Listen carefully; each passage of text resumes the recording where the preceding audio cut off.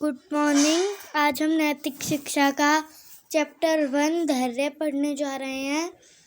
धैर्य या धीरज का अर्थ शांत रहना और अपनी भावनाओं पर नियंत्रण रखने अथवा भगवान में विश्वास खोए बिना अपनी कठिनाइयों का साहस के साथ सामना करना होता है। अन्य लोगों के साथ व्यवहार करते समय धीरज रखना बहुत महत्वपूर्ण है।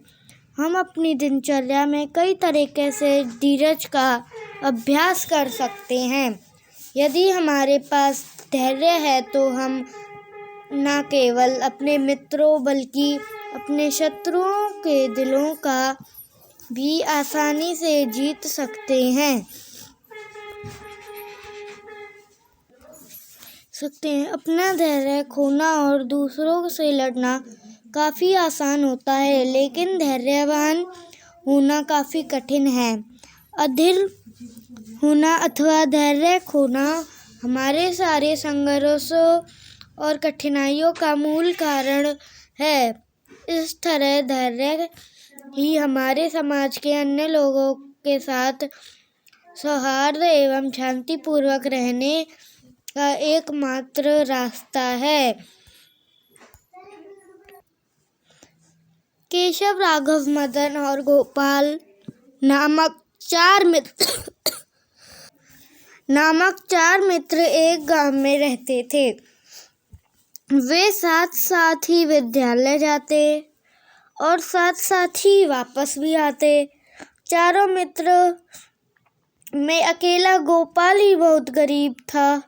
बाकी तीनों धनी परिवारों के बालक थे, परंतु धनी होने पर भी केशव, राघव और मदन सदैव गोपाल का ध्यान रखते। एक बार गोपाल के पिता बीमार हो गए और गोपाल के पास उनका इलाज कराने के लिए रुपए भी नहीं थे।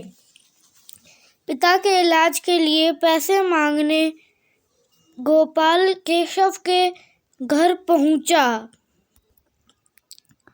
केशव के पिता ने उसे थोड़े से पैसे देकर कहा, गोपाल बेटा, जब तुम्हारे पिता ठीक हो जाएं तो तुम शहर जाकर कोई नौकरी कर लो। इससे तुम्हारी आर्थिक स्थिति ठीक हो जाएगी। गोपाल केशव के पिता के कहे अनुसार शहर में क्लर्क की नौकरी पर लग गया। वहाँ उसे बहुत काम के पैसे मिल रहे थे। रहने और एक बार खाने के पैसे चुकाने के बाद उसके पास धन नहीं बचता था, लेकिन उसने अपना धैर्य नहीं खोया। तब उसने अपने खर्चों में से प्रतिदिन कम से कम 1 रुपया बचाने की योजना बनाई। उसने ऐसा ही किया और व्यापार शुरू करने के लिए कुछ धन भी जमा कर लिया। उसने उसके निकट एक फैक्ट्री में कर्मचारियों को पीने का पानी का व्यापार शुरू किया। गोपाल 1 गिलास पानी के लिए 1 रुपया लेता था। इस तरह उसने प्रतिदिन 50 रुपये बचाने आरंभ कर दिया। अब थोड़ा धन इकट्ठा करने के बाद उसने फलों को बेचने का व्यापार आरंभ किया। इससे वह प्रतिदिन 100 रुपये तक बचा लेता था। इस प्रकार उसने कुछ और धन इकट्ठा करके एक फैक्ट्री खरीद ली, जो घाटे में चल रही थी। अब वह एक फैक्ट्री का मालिक बन गया। यह सब धैर्य के कारण ही संभव हुआ।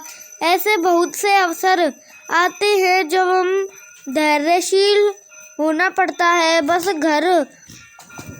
में, घर में या विद्यालय में, खेल के मैदान में, नुक्कड़ की दुकान पर, रेलवे या सिनेमा के निकट काउंटर पर, यहाँ तक कि जब हम अकेले होते हैं तब हमारे गृह कार्य और पढ़ाई का समय धैर्य का गुण हमारे लिए सदैव सहायक सिद्ध होगा। कभी कभी ईश्वर हमारे लिए जीवन में असफलता या बीमारियों के रूप में दुख भेजता है। हमें उनकी बड़े धैर्य के साथ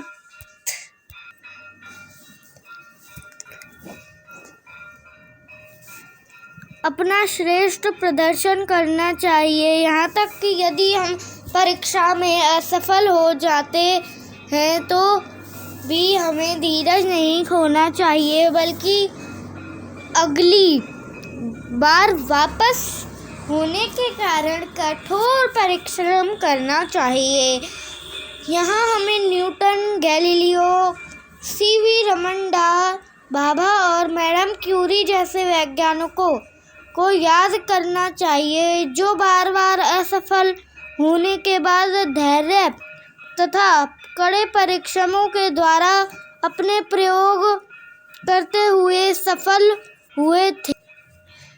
यह कहानी हम बताती है कि हमें किसी भी समस्या का सामना करने योग्य होना चाहिए। यह महत्वपूर्ण नहीं है कि हमें कितनी कठिनाइयों का सामना करना पड़ेगा।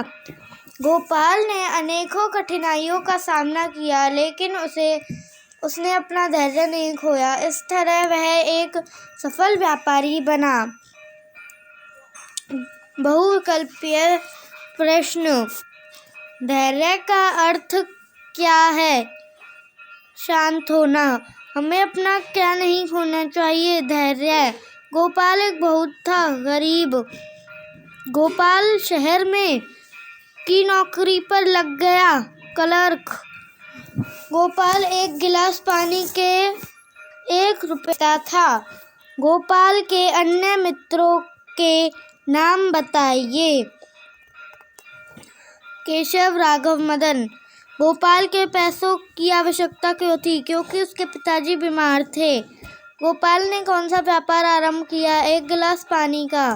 सबसे पहले गोपाल ने कितने पैसे बचाए? 50 रुपये। किसने गोपाल को शहर जाने का सुझाव दिया? केशव के पिता ने। रिक्त स्थान। गोपाल के पिता बीमार हो गए। पिता। मदन और केशव खाली जगह थे। धनी। गोपाल ने खाली जगह में चलती हुई फैक्ट्री खरीद ली। हानि। गोपाल पानी बेचकर प्रतिदिन खाली जगह रुपये कमाता था। 50। गोपाल ने अनेक कठिनाइयों का सामना किया। बुराइयों। Thank you. आपको ये चैप्टर पसंद आया हो, मेरी वीडियो को लाइक करना, शेयर करना, सब्सक्राइब करना। बाय।